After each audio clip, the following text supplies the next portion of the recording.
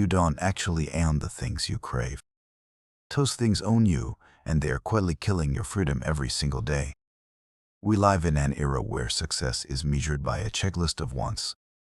Another car, another digit in the bank account, more validation from people we, honestly, don't even like. But let's be real, have you ever felt enough? Or does that feeling of satisfaction evaporate overnight every time you hit a goal, leaving a hole even bigger than before? The ancient masters called this a spiritual addiction. Today, we aren't talking about toxic positivity. We're diving deep into the dark wisdom, the raw truths from history's great philosophers Tao desire.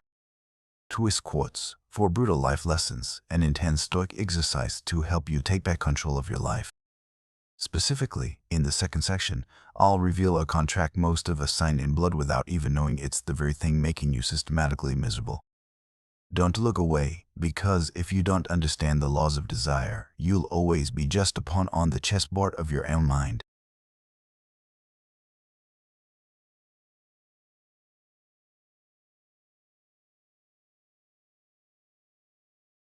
Let's start with the naked truth. We aren't poor because we have little money. We're poor because we have too many demands. Ancient philosophers called this artificial scarcity, a psychological illusion that makes you feel like a cracked jar. No matter how much water you pour in, it never stays full, and never stays full. Listen to Epictetus. He who is not satisfied with a little is satisfied with nothing. Why nothing?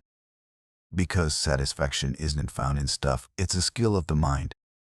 If you haven't learned how to be happy with a good cup of coffee or a quiet afternoon, then trust me, a private jet will only give you a buzz for exactly 15 minutes.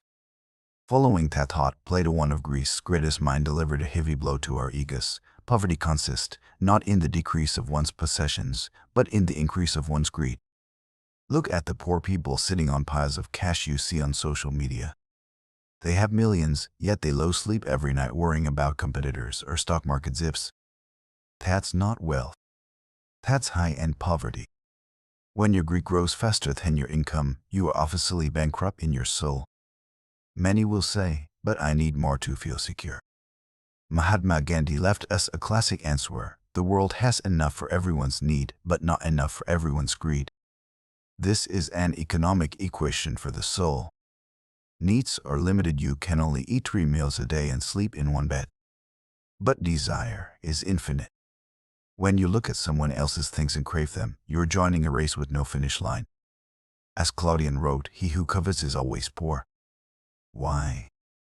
Because the mind of the greedy is always stuck in the future or at the neighbor's house. You are never present to enjoy what you actually have. You are like someone standing in a garden of ripe fruit but staring only at the one apple over the fence. That is the tragedy of comparison. And here is the final word from the Stoic master Seneca: if you live according to nature, you will never be poor. If you live according to opinion, you will never be rich. So you really need that designer bag. Or so you need the looks of admiration or envy from others. Most things you're exhausting yourself to pay for don't serve your body. They serve public opinion. We buy things we don't need, with money we don't have, to impress people we don't like. That is the perfect definition of modern insanity. To make sure these philosophies aren't just empty words on a screen, let's do 2 exercises this week. Exercise 1, the hypothetical death of objects. Look around your room and pick 3 things you once desperately wanted. Ask yourself, if this disappeared tomorrow, would my life actually collapse? You realize 90% of what we own is just mental clutter. Exercise 2, stop explaining.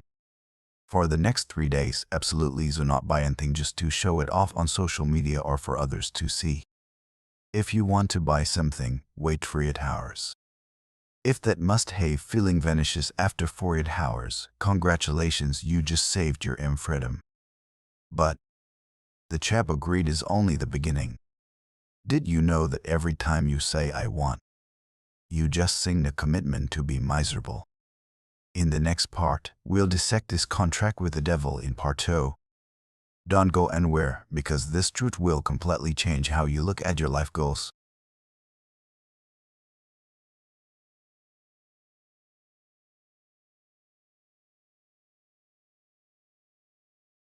Have you ever wondered why, when you reach a goal, the emptiness hits faster than the joy?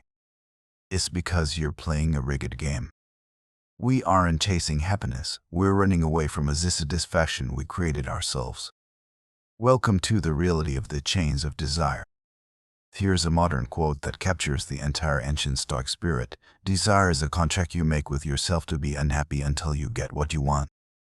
Stop and think about that.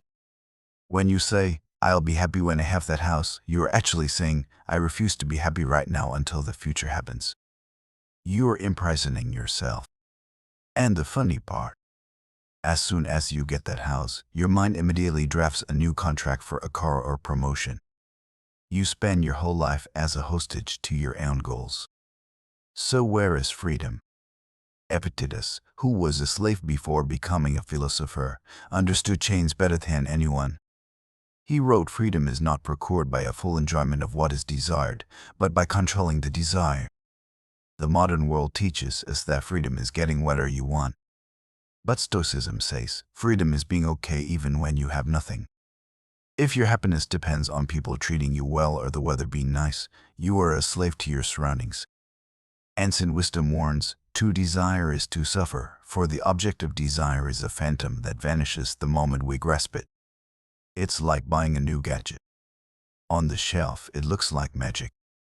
In your hand, it's just a block of metal and plastic. That phantom, the illusion, is what tricks your brain into releasing dopamine, keeping you numb in a state of craving. The most dangerous thing about desire is that it becomes a habit. Samuel Johnson left a chilling warning: the chains of habit are too weak to be felt until they are too strong to be broken. At first, it's just one stress shopping trip or one notification check for attention. Teaslings out in the silk, you don't feel a thing. But after a few years, you can't live without validation from strangers online. You can't stand silence. You've been chained by the habit of seeking instant gratification. Because, as the Upanishads point out, everything that is deceptive in the world is linked to desire. The biggest lies don't come from others, it comes from you believing that the next thing will make me happy. To break this contract of unhappiness, you need these practical exercises. Exercise 1. Voluntary discomfort. Once a week, intentionally deny yourself something you really want. It could be a fancy meal, staying off your phone for 4 hours, or skipping a sale. When you see that you're fine without it, the chains weaken. You're proving to your mind, you don't control me. Exercise 2. Rewrite the contract. Every time you feel craving, write down, "I am choosing to be miserable right now just for the hope of getting X in the future." Look straight at those words. The truth will make the desire look ridiculous. We've seen that desire is a chain. But did you know it's also a monster that drains your time and energy until you're empty? In the next part, we'll enter the world of self-destruction, where desire doesn't just make you sad, it makes you disappear before you even get a chance to live. Part 3 is a wake-up call for anyone who feels constantly busy but meaningless.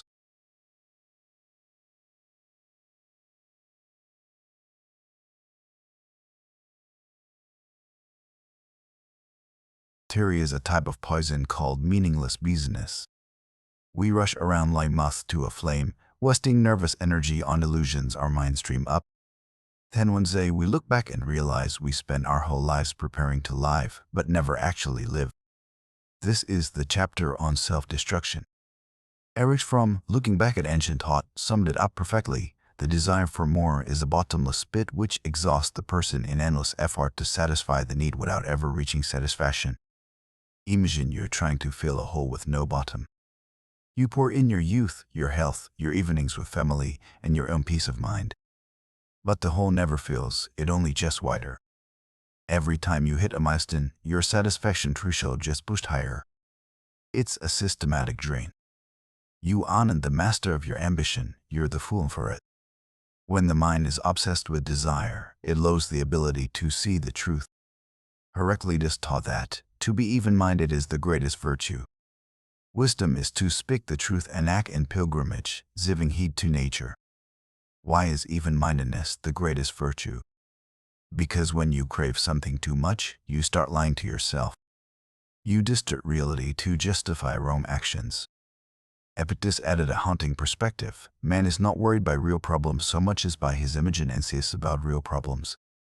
Innerpeace and come from not having that thing. It comes from the terrible scenario your mind creates if you don't own it. We suffer more in imagination than in reality. The Stoic emperor Marcus Aurelius, who had the whole world in his hands, warned, "The soul is dyed the color of its thoughts. Discard your desire for fame, for it is a heavy burden. When you crave validation, your soul is dyed by the eyes of others. You are no longer yourself, you're a product trying to please the buyer." Lao Tzu, with ultimate Eastern wisdom, warned about this lack of balance. He who stands on tiptoe is not steady. He who strives cannot maintain the pace. Desire keeps us constantly on tiptoe to be taller than others, or striding to reach the finish line faster. The result? We collapse from exhaustion before we can even see the beauty of the path. To keep from being swallowed by this bottomless pit, try this exercise today. Exercise 1. Privacy audit, pruning your reputation. Do something good or achieve a small win and tell absolutely no one. Don't post it. Keep that energy for yourself. You feel the freedom of not being a slave to applause. Exercise 2. The slow walk, natural pace. Spend 1 minute a day doing something extremely slowly. It could be drinking tea, walking, or just washing dishes. When your mind screams, "Hurry up, there's work to do," smile and tell it, "We've been on tiptoe long enough, now it's time to stand firm." We've dissected the dark side, the illusions, and the self-destruction. But philosophy isn't just for pointing out pain, it exists to heal. In the final part, I will show you the path to serenity, the place where desires are no longer your master. This is how you become rich by a completely different definition. Don't miss part 4, because this is the key to finally starting your life.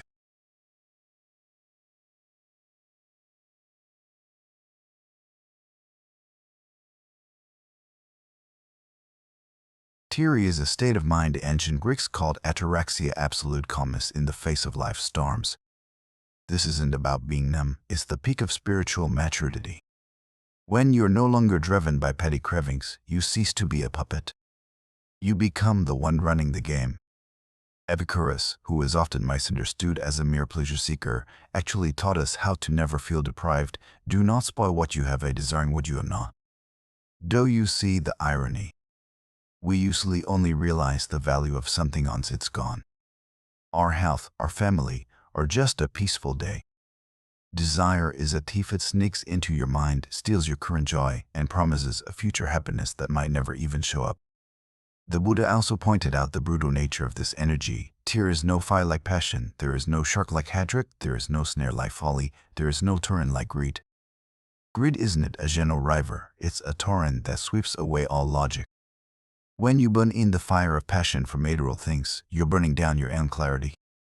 A serene person knows how to stand on the bank of that torrent, watching it flow by without getting dragged in.